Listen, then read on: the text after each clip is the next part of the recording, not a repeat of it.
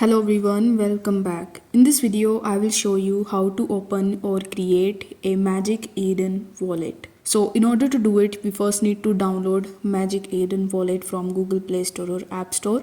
So you just have to simply open the application and here you just have to search for Magic Eden wallet. Now over here, you need to tap on the install button and install it successfully in your device. Afterwards, tap on the open button in order to launch the wallet and this type of interface will be in front of you. Now, since we want to create a new wallet, you need to press create a new wallet option and then it will ask you to use the fingerprints or to use passcode in order to enhance your security of your wallet.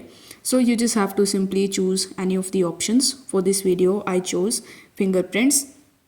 Now it will ask you to create your passcode, so you just have to simply create a passcode over here and then you just have to simply verify with the help of your fingerprints or passcode, and there you go, you have successfully created a Magic Eden wallet. Now if you want to know how you can basically deposit crypto into it and how you can sell your Magic Eden coins, you just have to simply follow my channel and I will create detailed video on those topics as well.